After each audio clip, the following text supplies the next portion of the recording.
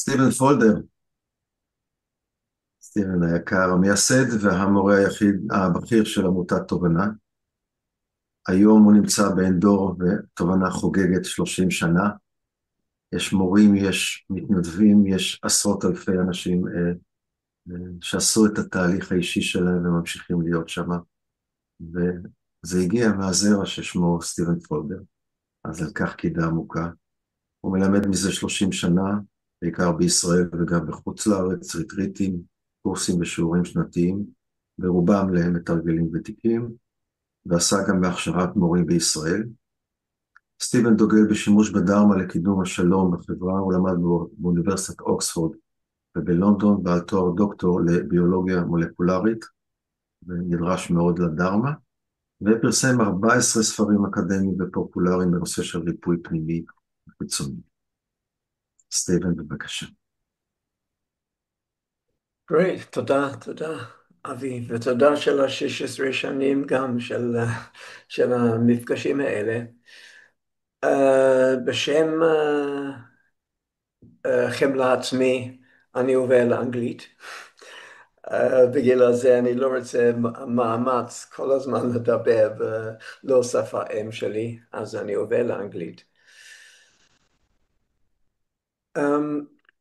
Firstly, I want to say that it's not just a Buddhist understanding that the deep understanding of emptiness is right there in all cultures. The Greek philosophers knew this as aperion, which is the primordial, basic, infinite empty space from which all life emerges, the ground of everything. And I love this one beautiful line from Eov when he says, Tole Eretz al blima. It's so beautiful, blima. סטיבן, אתה היית קפוא במשך כל הזמן עד עכשיו, השידור נתקע. לא, אצלנו דווקא היה בסדר, זה אצלך אבידה. זה אצלי? אם זה אצלי, זה בסדר. וכמובן, in science also, science knows this, quantum physics knows this, neurology, we know that the brain is built on just ions, electrical impulses. When we look at a tree, there is no tree in the brain. So science knows it, neurology knows it. In the Buddhist world, there is, in the early suttas, which is the so-called talks of the Buddha, emptiness as a kind of concept, sunyata, doesn't appear very much, but it's there. I have a book written by Jeffrey Hopkins, and I've read most of it, which has 900 pages, and the title is Emptiness. There's a lot you can say about emptiness, but we have to be careful. We have to understand that whenever we think about emptiness or talk about emptiness, we are in the world of concepts. And the Buddha said, if you have concepts about emptiness that you are imagining that that is the realization, then it's like catching a snake by the tail. The head will come and bite you. You have to be careful not to catch a snake by the tail. So the concept of emptiness is often seen as a hindrance, but for sure it's a doorway, including the concepts. It helps us with curiosity. It helps us to open doors. It helps us to ask good questions. I think that in English, the word nothingness is actually a better and a more exact translation of emptiness from the Buddhist world, because nothingness, no thingness, no thing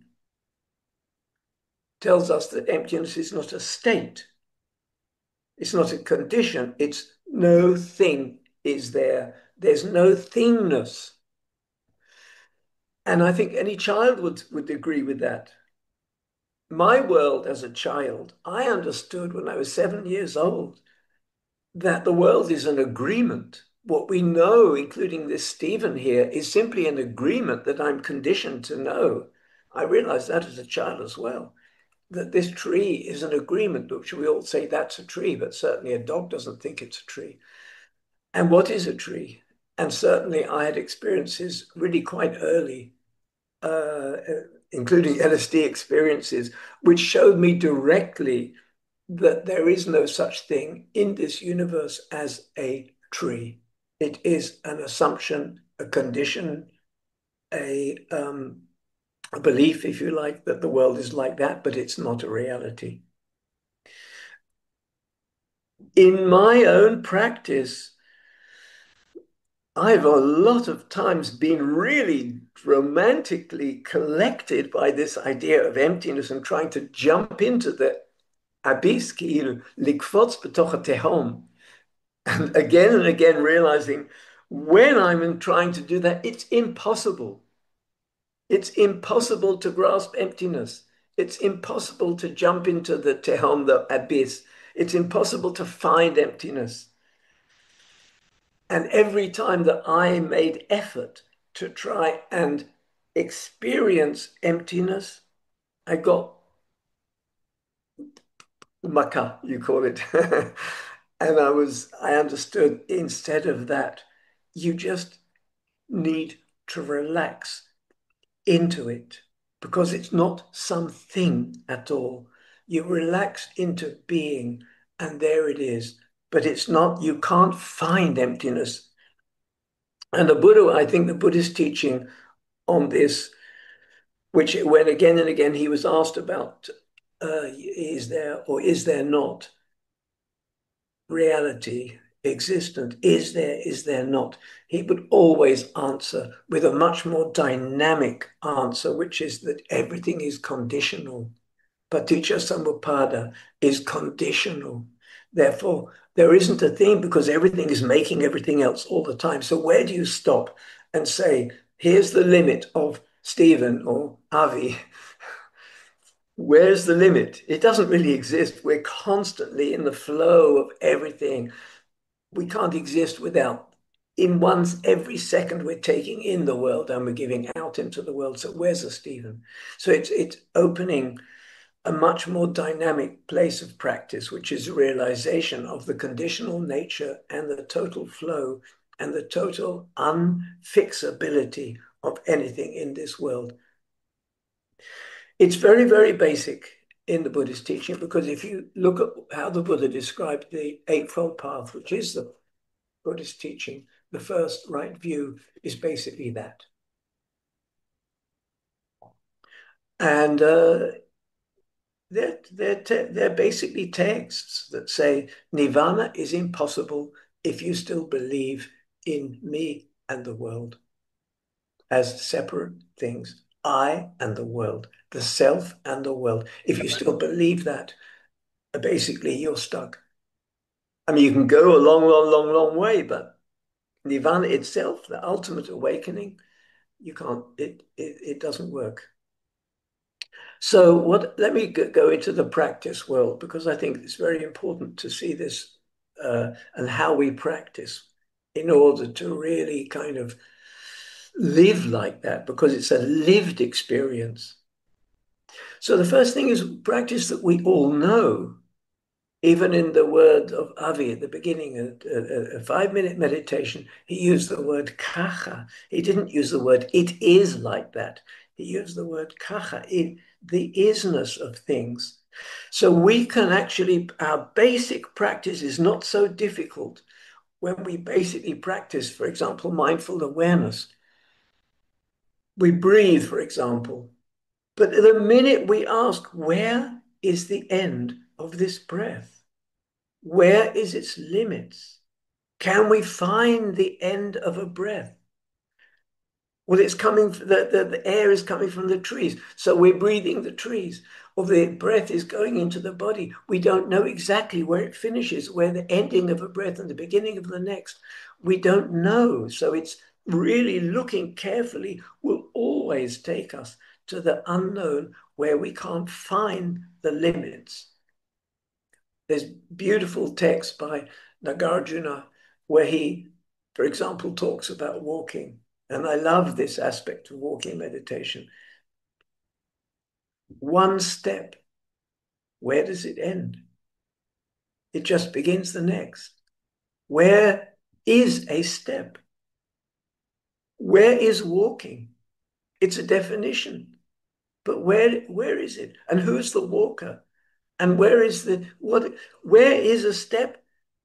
What's inside a step? One step is a universe. So all of that basic practice, if we look deeply enough, we will see emptiness, shall we say, the limitless nature of things and the conditional nature of things and the impossibility of defining beginnings and endings and limits and time and so on.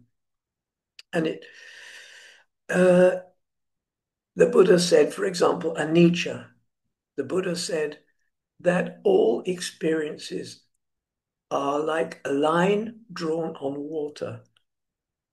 And anatta, no one in charge. Who's in control? Are we in control? We can set up a nice system like this talk right now with all of you watching and a talker. But actually, that's a system we all set up. Who's in charge? Who's doing it really? And so the experiences of meditation and spiritual practice lead to hitmasgut, merging, experiences of intimacy, experiences. Right now, I'm going to invite you for a small meditation, okay? Look at your hand, all of you. I'll look at mine. Look at your hand. It's really obvious that there's a person and there is a hand. We don't need to question that, or do we? Now go inside your hand with your awareness, not looking at it with the eyes, but feeling it. What is it like to be a hand? What's the experience of being inside this hand? What is it? And when you experience that, do you really define it as a hand? Or do you find it as flow of existence, of energy, of electricity, of touch, of feelings that have no label on them called hand? The hand is a summary. It's not real. It's a summary that we're learnt. So the same with a person. Am I really somebody, or am I a million beings and impressions and experiences, 1 million and changing all the time like a line drawn on water? So the Dharma really invites us to challenge fixations and definitions with which we say the world is this and I am that. The Dharma is asking us to gradually challenge and open the truth of things. And the truth of things is not a rainbow up there that we have to chase. And even, like I said, emptiness is not a rainbow that we need to chase. Even if we do chase it, we can't catch it, as you know. It's like a rainbow because it's uncatchable. But we gradually can realize it. And we realize it, I think, through knowing entities. Through knowing there is a hand, it's fair enough. I'm not saying we should deny the handness of the summary and the definition and the word and the experience of me and my hand. I don't say we should deny it, and the Buddha didn't talk about denying, but he talked about seeing through things. seeing more deeply. And when you see a hand, you also see not hand. We talk a lot about elephant in the room, right? It's a very nice image. If you see the elephant in the room, that is often hidden because we don't notice it. But as soon as you see the elephant, you also see the room. And what's the room? Space. As soon as we begin to see content, tochen, we begin to see the seeing. We begin to see awareness. We begin to become aware. And all of that sense of awareness with which it is collected into objects, but at the same time, we have a sense of something that is not objects. There is awareness itself. We see the elephant, then we get a sense that there's a room. We see writing, and we get a sense there's a page. We begin to see awareness itself as not having the objects. Like a hand, again, the image of a hand, but the hand is grasping. Right now, a hand is grasping my pen. And the hand takes the shape of the pen.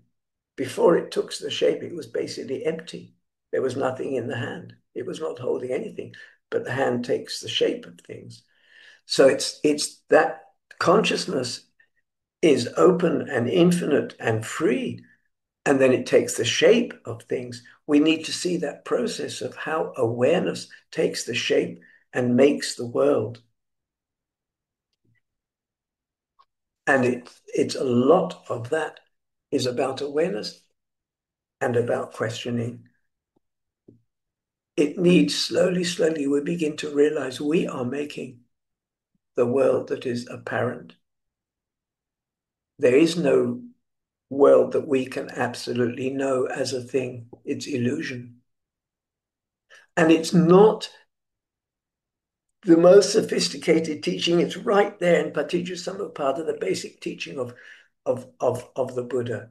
For example, the Buddha said, we can't help constructing worlds, but we need to know that we are doing that as a construction, and then we believe the constructions that we make. And the image of sankhara, which is the Pali word for the construction process by which we make a world and we define things, the image that's used in the tradition is of a potter, keramikai. So we are making a pot, and then we call it a pot, or we call it a Stephen, or we call it a hand, or we call it a earth, or we call it stars in the sky, or we call it anything you like, elephant in the room, psychological issues. They are constructed like a potter constructs things. And it's not that it's a mistake to construct, because that's what we are born in life to do that. We do make constructions, but we have to know the unconstructed, the unfabricated. In meditation, there are many ways to do this. For example, I'm quite interested, over years, I've been interested in the teaching of the formless jhanas. So the teaching of the jhanas is well known as a deep concentration practice. But there are formless jhanas as well, in which awareness knows to go out beyond limits, beyond its boundaries. I've worked a lot with scientists on this as well. Experiences of limitless. The awareness doesn't acknowledge that this boundary here is the end. The body can say, okay, I know my skin, I know what's beyond. But in reality, where is the consciousness? It's like air. And so the experiences of emptiness are like experiences of the sky. And maybe Iran will be talking about that if he talks about the Tibetan non-duality, Dzogchen, and so on. experiences of emptiness are like experiences of the sky. The sky doesn't deny the clouds. The clouds are there as content, but the clouds don't challenge the sky and say, you know, the sky can't be damaged by the clouds. The clouds are appearing in the sky. And the image, the Tibetan image of the womb is I think, a very good one. Garb, it's the womb. So emptiness is a womb, rechem, which gives rise to content because we are living beings. We are made of a body. So there's a really beautiful relationship between emptiness and form, like a dance. The emptiness is making form because life is like that. But we have to keep remembering that it's a dynamic process and nothing is fixed.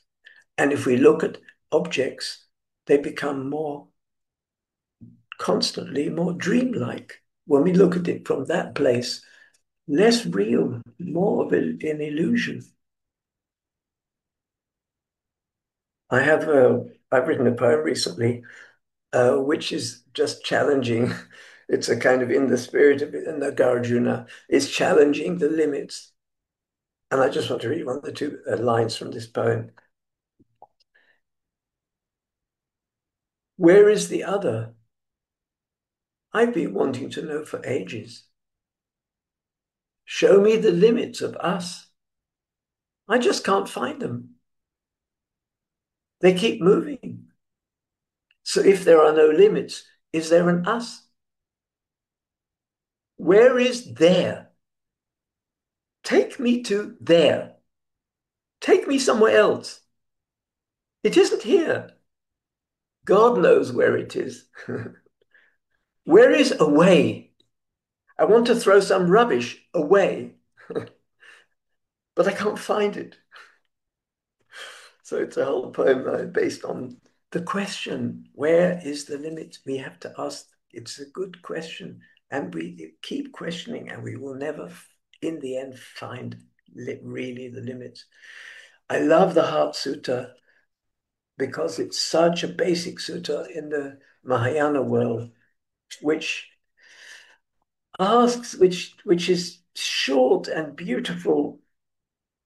And when the Heart Sutta says, O Sariputta, form does not differ from emptiness. Emptiness, it does not differ, is not different from form.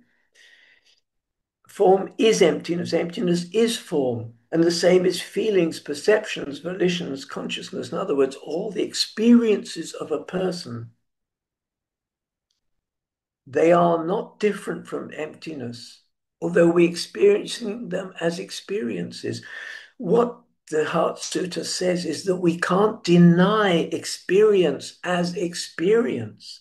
We don't say there isn't form. The Heart Sutta doesn't say form doesn't exist. It says it's not different from emptiness. Therefore, the form and the emptiness are in dialogue with each other. And he in the Heart Sutta, it just challenges. The Heart Sutta is simply challenging. Is there feeling, perception? Is there an eye? Is there a nose that we can define? Is there a tongue? Is there a hand? Is there consciousness that we can define as consciousness? The Heart Sutta is beautiful in that sense, that it's simply saying, when we look carefully, form and emptiness are in dialogue. They are indefinable. There is a discourse between the sky and the clouds. And in that sense, there's also no path. There's no dharma. And the Heart Sutta goes all the way there because you can't define it.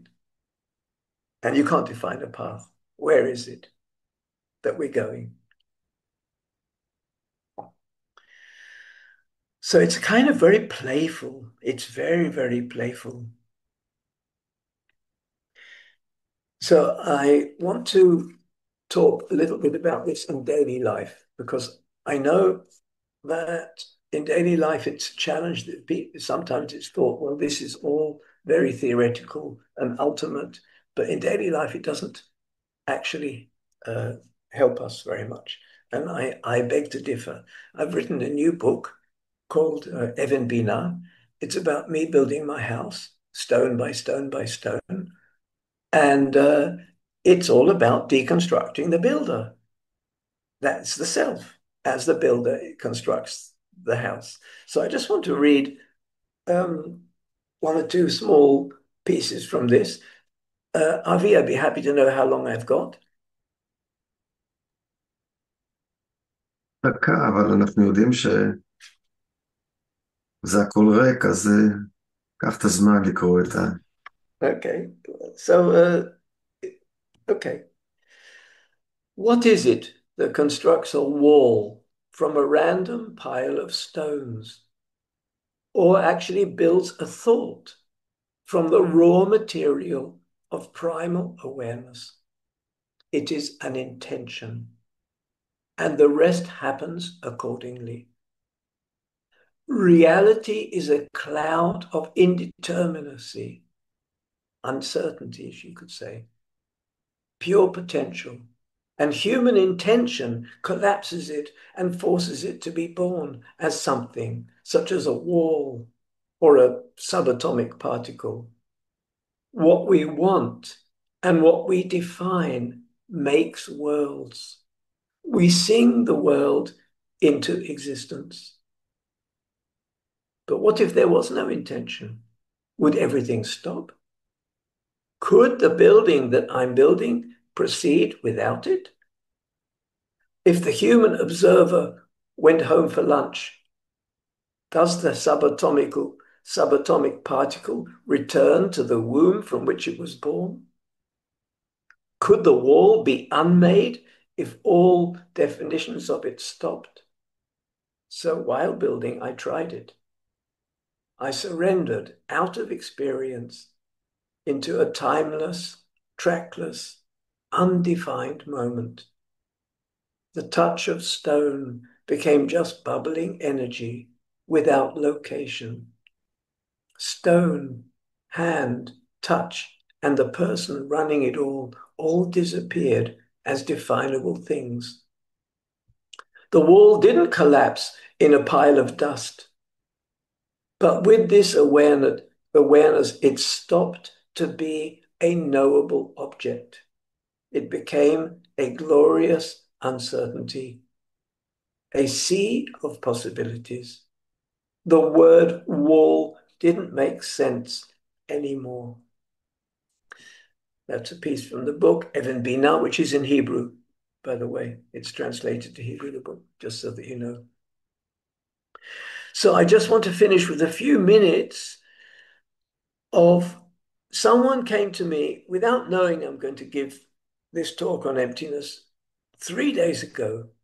Someone came to me and I had a one-to-one with them in Klil, actually in front of the wall that really exists, that I built, and said, tell me, how does emptiness help me when I, as a psychologist, have to deal with someone, for example, a young soldier who comes to me with trauma? Does emptiness really, is it relevant in such places, in such situations? That came 3 days ago by someone just asked me. It's one of these spontaneous things that happened. My answer is, of course, there's many, many, many methods that you can work with someone who is, for example, with trauma, or someone who is struggling, or ourselves. There's many, many methods. It's not my time now to talk about that. But I do think that all of us could help benefit even someone in that situation by some of the signs of emptiness. What happens to us as people when we kind of experience in one way or another the limitlessness? There's something beyond. If we experience a little bit that we see an elephant in the room, we see the room as well. What's the experiences that we have in our life? And I want to just kind of give a list of a few, I would say, tastes of emptiness in our life. One of them is a sense of lightness, that we really feel lighter in relation to change and uncertainty. We feel that we are able to dance a little bit more freely with change that we can't control, things we can't control. That's one of the signs. Another one is flexibility. Flexibility is very often a definition of mindfulness. It's that we can think out of the box. We see things fresh. We can change views. Sometimes when I have political arguments with people, which is happening every day these times, right wing, left wing, this way, that way, Palestinian, Israeli. Wait a minute. Are we ready to look differently at our views? How ready are we to change our views? Is there flexibility in the way we look at life? Another important, if you could say, sign or symptom of being a little bit in touch with emptiness or letting it work through us is that we simply have less fear. We have less fear because there's more connection to the world. The world and us, in a way, become more one thing. And if we are one thing, then who is afraid of who? We need to be separate to be afraid of something out there. So the more that we feel connected to things, then the fear will be reduced. One other one on that is less preference. And this is a classic issue. Just less busyness with I prefer, I don't want, I want, I need. And finally, a lot more happiness, contentment. Things are as they are. And we can feel that as expressing love also, as love and compassion, because our heart is open because of the sense of the big space that we live in. And it's a space of mind and a space of heart. And from there comes deep love and compassion. So I will finish with that, and thank you all. So I'll stay for a few minutes until 11, then I have to leave. So I listen to the next speaker. And I'm sorry I can't be with the panel, but anyway, I hope next time and I'll stay here for a few minutes. תודה סטיבן, תודה גם שהתפנית ביום העמוס שלך, וכמו תמיד נשמח לראות אותך גם בעתיד. תודה סטיבן, אנחנו ממשיכים הלאה.